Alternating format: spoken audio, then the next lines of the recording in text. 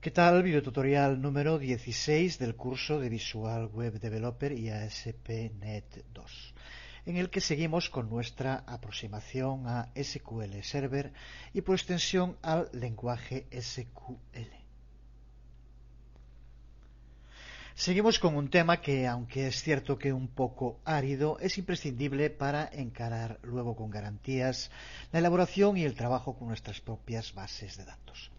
Se trata de los tipos de datos que pueden tener los valores almacenados. Terminábamos el anterior video tutorial enumerándolos y empezamos este viendo los tipos de datos más utilizados, que son los tipos de datos para almacenar texto. Cuando trabajamos con ordenadores, un trozo de texto es conocido como un string. Modo resumido para referirse a un string de caracteres, una secuencia de caracteres en castellano. Aquí vemos simplemente algunos ejemplos de lo que son strings.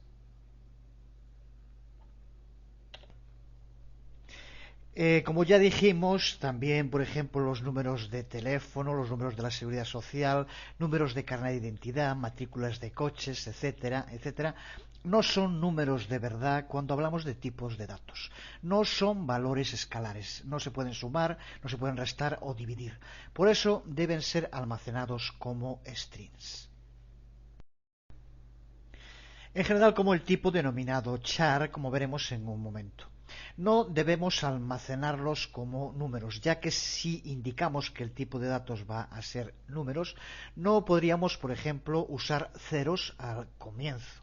No podríamos, por ejemplo, utilizar los paréntesis en los números de teléfono. No podríamos utilizar guiones o no podríamos utilizar barras inclinadas, ya que todo eso hace que los números, los valores escalares, no puedan posteriormente, no pueda operarse con ellos, no puedan ser sumados, divididos, que es la función clave que tienen. Por tanto, este tipo que en el lenguaje normal le llamamos numérico, recuerda que en tipo de datos no es numérico, sino que es de texto.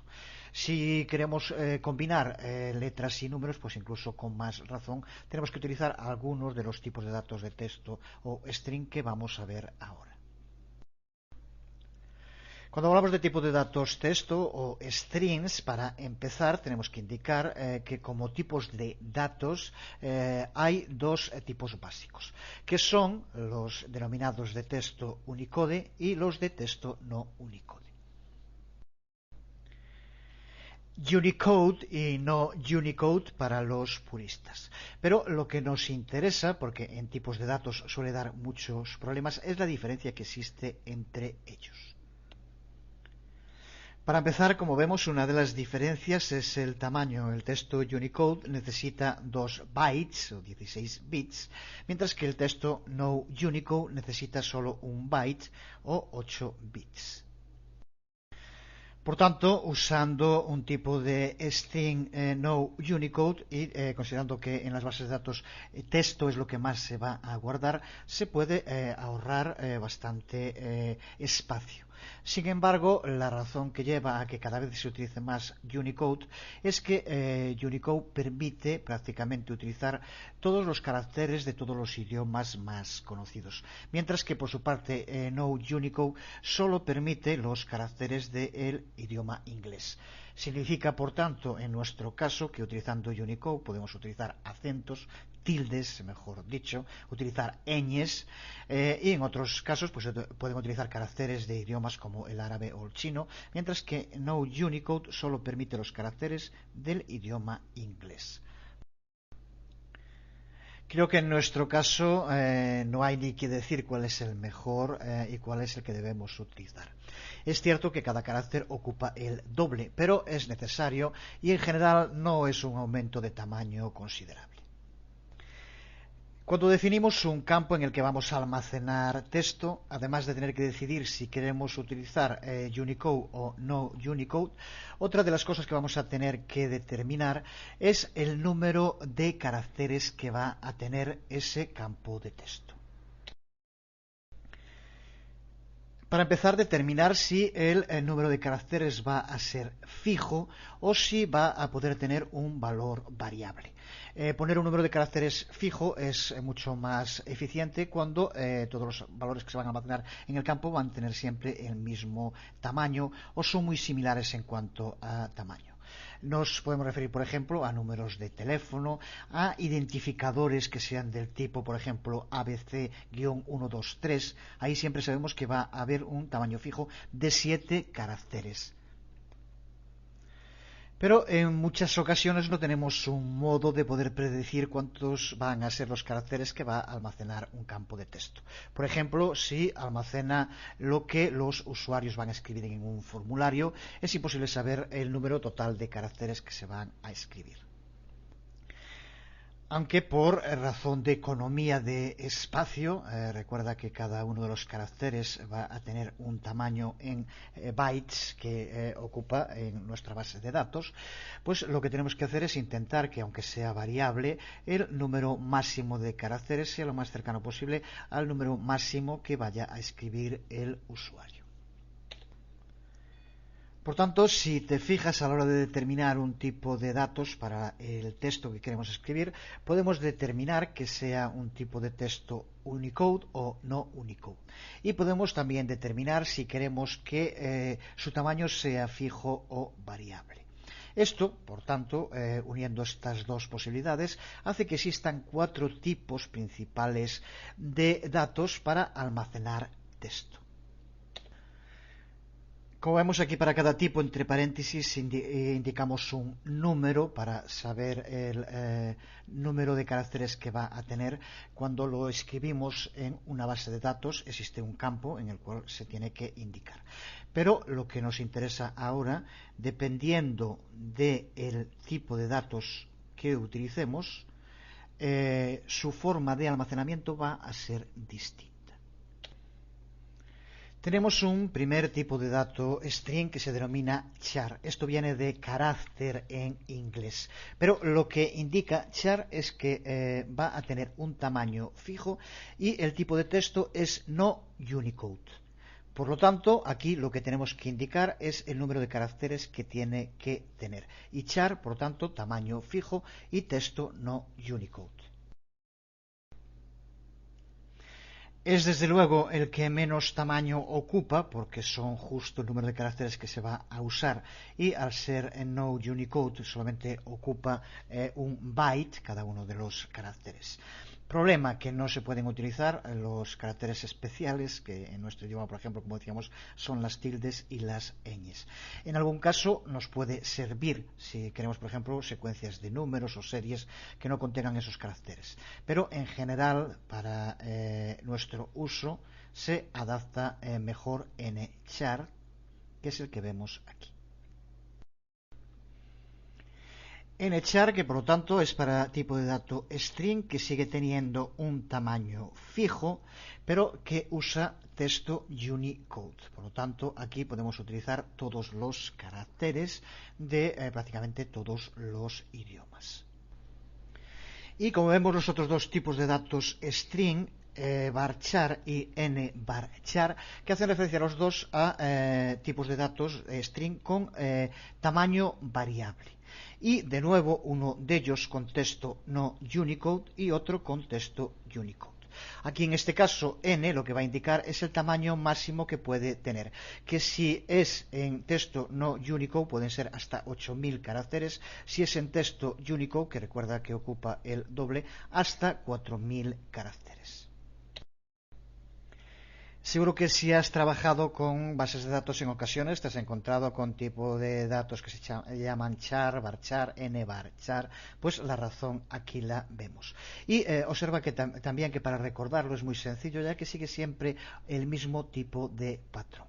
Si lleva adelante una n que hace referencia a nacional, porque recuerda que se puede escribir prácticamente en cualquier idioma, indica que el texto es Unicode. Observa como nchar y nvarchar son los que permiten texto único. Los que no llevan la n delante son los de texto no Unicode. Y para la diferencia entre tamaño fijo y variable, lo mismo. Observa cómo los que son de tamaño variable delante llevan var. tanto varchar como nvarchar. Así que recordando estas dos sencillas normas, con n de nacional indica que podemos utilizar todo tipo de texto, por lo tanto texto Unicode, y con el var delante indica que el número de caracteres es variable, no fijo. Y aquí tenemos los 4 tipos de datos de texto, de datos string, más utilizados en las bases de datos. Existe para trozos de texto realmente grandes la posibilidad de utilizar tanto varchar como nvarchar variables y poniendo como valor nmax, max de máximo, y con ello podemos almacenar el número máximo de string hasta 2000 millones de caracteres. En alguna ocasión a alguien puede que le haga falta, pero recuerda que no debe utilizarse porque el sistema guardaría en memoria ese tamaño y haría que ocupara mucho más la base de datos de lo que realmente necesitamos. Por tanto, es importante, en estos casos puede que no llegue a ser trascendental, pero si se quiere ordenar bien una base de datos, de intentar adecuar cada tipo de datos a aquel que nos haga el uso que queremos y que ocupe el menor tamaño posible.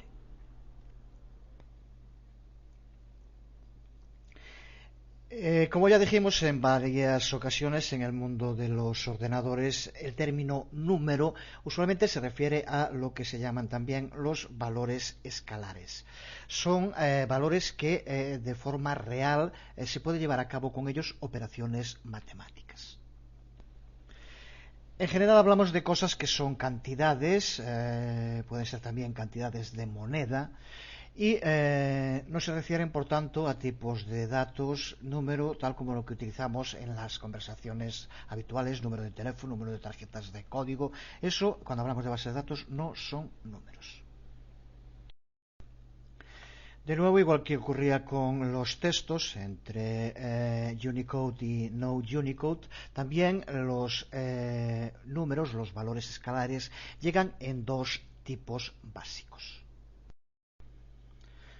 Son los números enteros, los integers, los números que no contienen decimales, y los floating points, los números decimales. Eso sí, recordar, de ahí lo de floating points, que el sistema que utilizan, el mismo que hacen los anglosajones, los números decimales no se ponen con comas, como hacemos nosotros, sino con puntos. Y justo para separar los miles de decenas de miles de millones es cuando utilizan la coma, que es donde nosotros usamos el punto. Doy por supuesto que eso ya lo sabes, pero no está de más recordarlo. Pues empezando con los números enteros, hay 4 tipos de datos entre los cuales podemos elegir. Cada uno de ellos nos provee con un rango aceptable de números según la cantidad que queramos almacenar.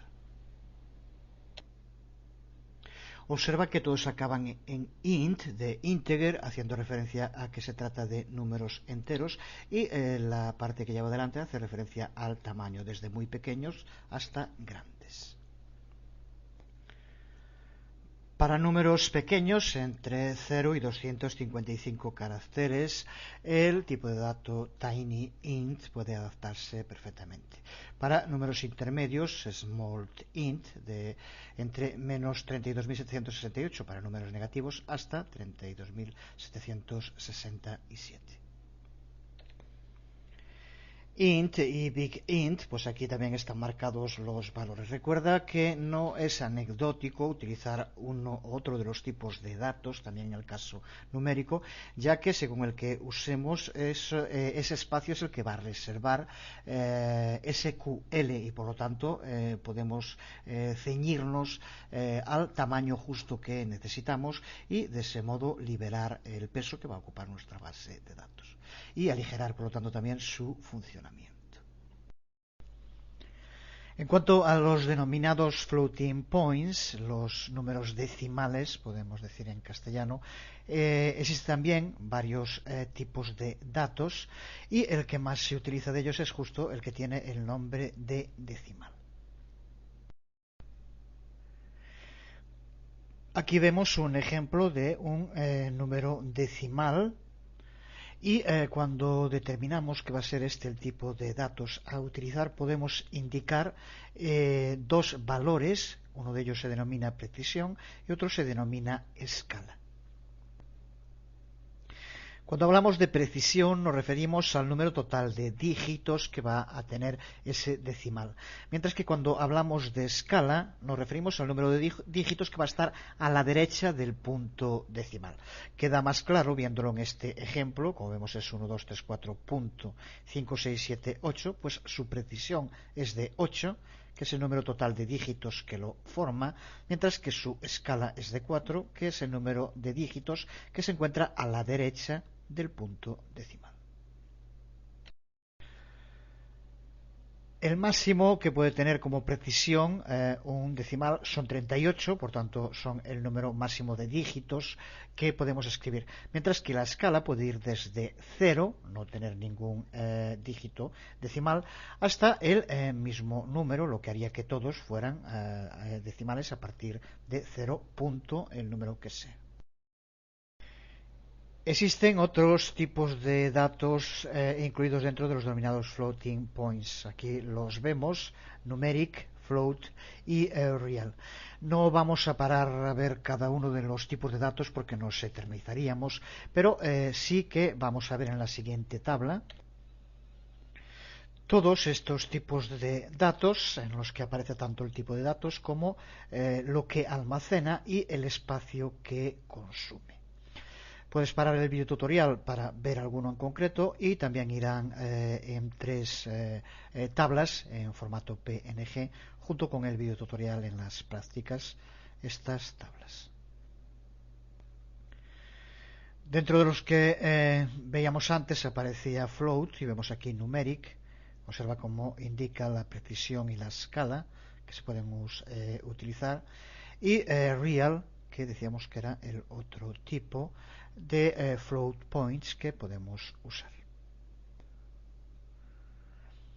Aquí vemos el resto de los tipos de datos. Otro de los tipos de datos a los que hacíamos referencia son los denominados datos booleanos, que pueden tener tres valores. Pueden ser nulo, no tener ningún valor, o 0 si es falso y 1 si es verdadero. En SQL Server se usa el tipo de dato denominado bit, aquí lo vemos, para definir un campo booleano. Estamos de nuevo en la definición de tabla de ASP.NET Users que ya veíamos antes, y vemos aquí como en isAnonymous, en el campo isAnonymous, utiliza un tipo de dato bit. Se trata de ese tipo de dato que solamente puede ser verdadero o falso. En este caso hace referencia a que todos los usuarios o bien tienen que ser usuarios anónimos o bien no ser usuarios anónimos, ser registrados. Por lo tanto, es un buen ejemplo de dato booleano que, como vemos, el nombre que recibe este tipo de dato en SQL Server es bit. Lo vemos más de cerca, es el mismo tipo de datos que en Microsoft Access recibe el nombre de yes, no, si estás familiarizado a trabajar con Access. En cuanto a los tipos de datos por fecha y hora, podemos usar el llamado datetime, aquí lo vemos en un ejemplo, y también el denominado small datetime.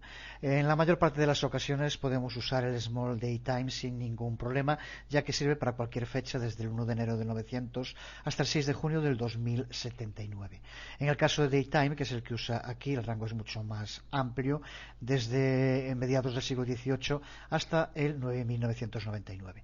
De nuevo, se podría usar cualquiera de los dos. Recuerda que usando Small Datetime podríamos ahorrar algo de espacio en la base de datos. Puedes verlos también con sus especificaciones en las tablas de tipos de datos de las que acabamos de hablar y que eran con las prácticas.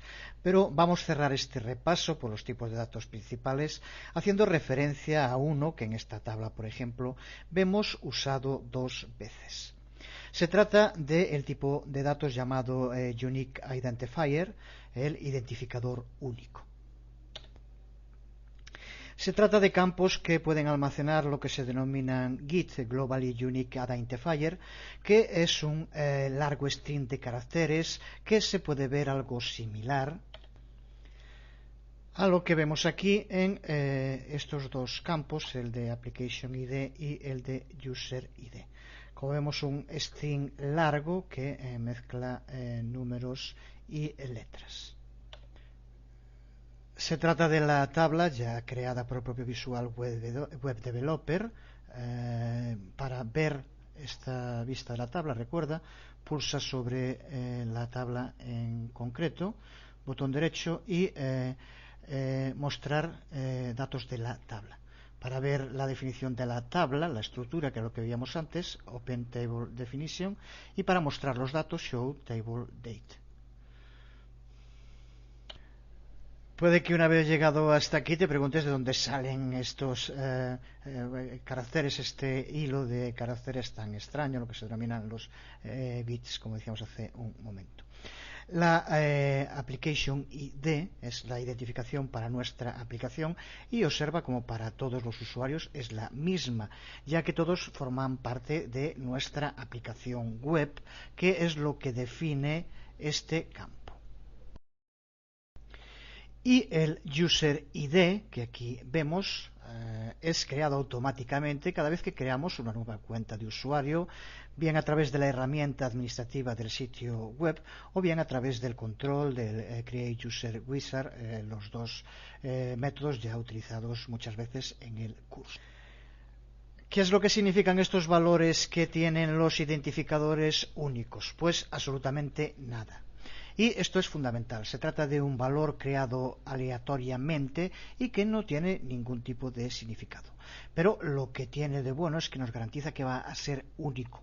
Y ser único, que no pueda repetirse, es un factor clave crítico en campos que posteriormente podamos usar como claves primarias.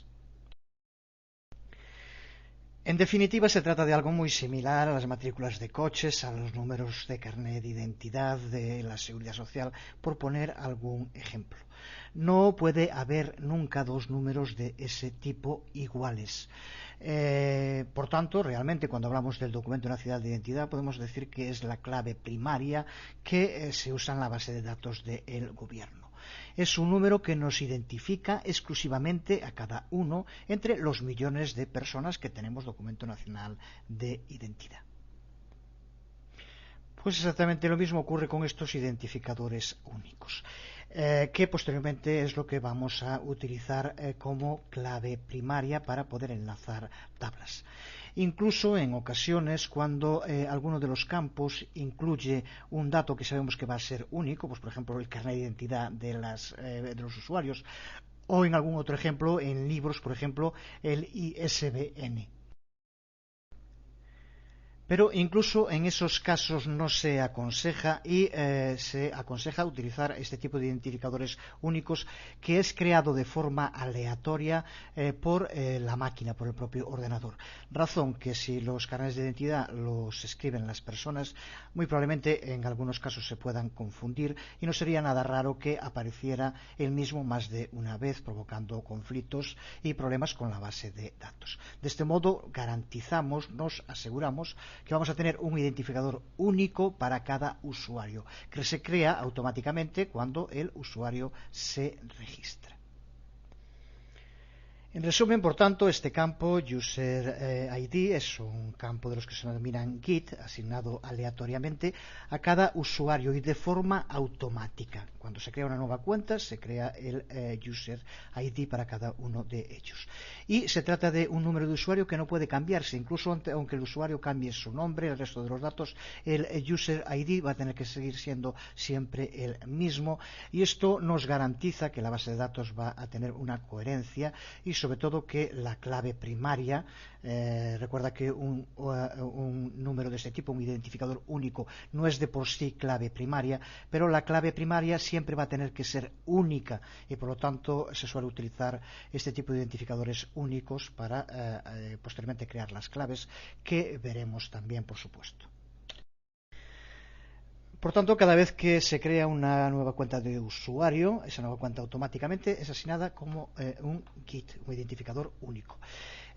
¿Por qué? Recuerda que esto lo hace automáticamente Visual Web Developer, pero también en nuestras tablas, que dentro de muy poco empezaremos a crear, podemos indicarlo nosotros.